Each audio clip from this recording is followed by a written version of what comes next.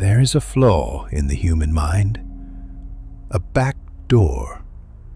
If you know how to use it, you can make your ideas sound like their own. It's not manipulation. It's verbal architecture.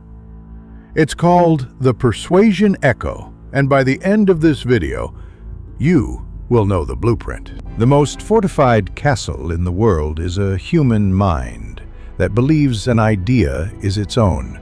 You cannot breach it with force, logic, or argument. People will defend their own ideas to the death. But what if the idea they're defending was yours to begin with? The Persuasion Echo is not about convincing. It's about creating a resonance. It's the art of structuring your argument so that it mirrors a person's deepest beliefs, making your conclusion feel like the only logical destination of their own thought process.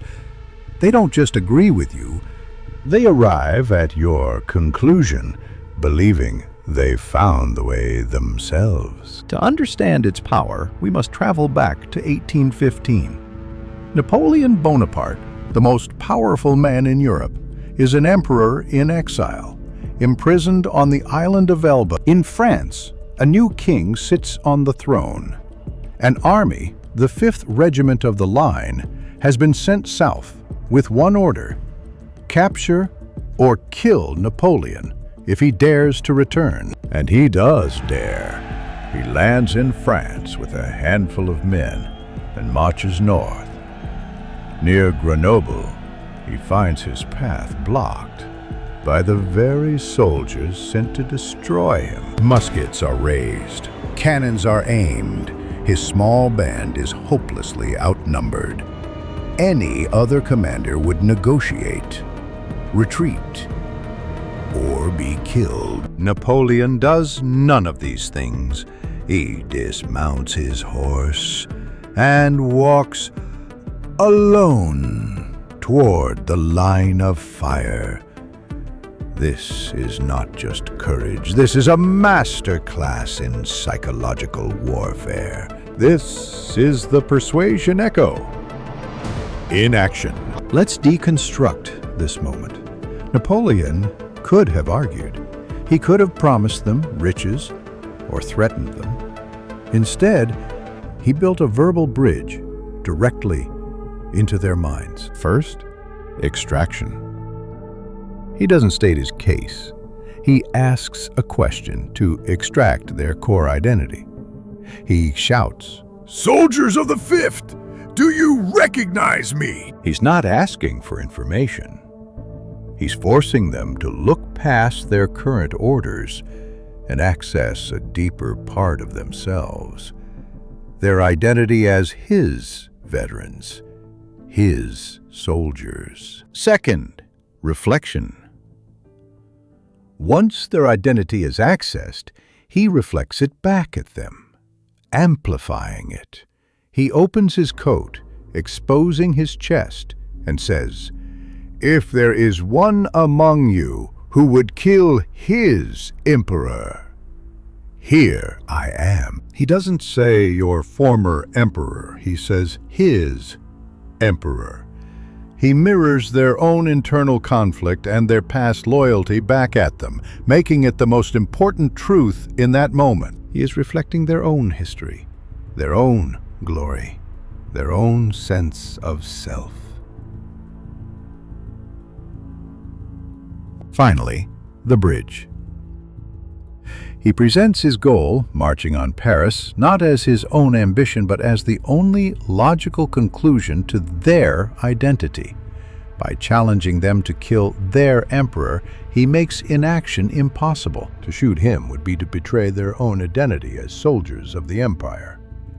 To stand down and join him becomes the only way to remain consistent with who they truly are. The result? Not a single shot was fired. The entire regiment turned and joined him. The commander of the 5th Regiment had promised the king he would bring Napoleon back in a cage. Instead, Napoleon sent a message to Paris. "Don't worry, I'll be bringing the 5th Regiment with me." He didn't defeat an army. He made the army believe that joining him was their own idea. Napoleon's battlefield was a nation. Yours is the boardroom, the negotiation table, the dinner conversation. The principles are the same. Here is the 3-step blueprint for the Persuasion Echo. Step 1. Extract. Never start by stating your idea. Start by extracting your counterpart's core values or beliefs with open-ended questions. What's the most important outcome for you in this project? What do you value most in a partnership? Listen, don't just hear the words. Identify the underlying principle they cherish. A common mistake is extracting opinions, not values. An opinion is, "I think we should use this software." A value is, "I believe in using the most efficient tools possible." Target the value. Step 2. Reflect. Before you present your idea, reflect their principle back at them. Use their language. So, if I'm understanding correctly, ensuring the team feels secure and stable through this transition is the absolute top priority. This builds a powerful rapport. It shows you don't just hear them, you understand them. Their mind is now open because you are validating their core belief. In a personal context, if a friend says, "I just feel so overwhelmed," don't offer a solution. Reflect the value.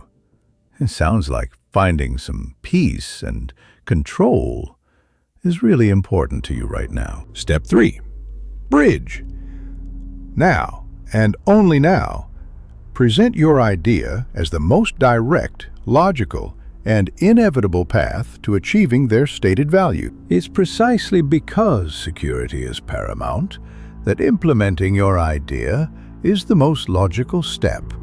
It solidifies our position and protects the team from future uncertainty. Your idea is no longer an external suggestion. It is the solution to their own stated need. This is not about changing minds. It's about showing them the path their own mind wanted to take. It is a tool of immense power. It can be used to build empires, or to simply ensure your voice is truly heard. The blueprint is simple. Extract the value, reflect the value, bridge to your solution. This is the core of all effective influence. Mastering this single technique will fundamentally change how you navigate every human interaction. You will move from being a participant in conversations to being the architect of their outcomes. This was the first blueprint from the Cognivus archive. The next will deconstruct the architecture of trust and how to build it or shatter it in under 7 seconds. The choice to build or to be built upon is yours. Subscribe.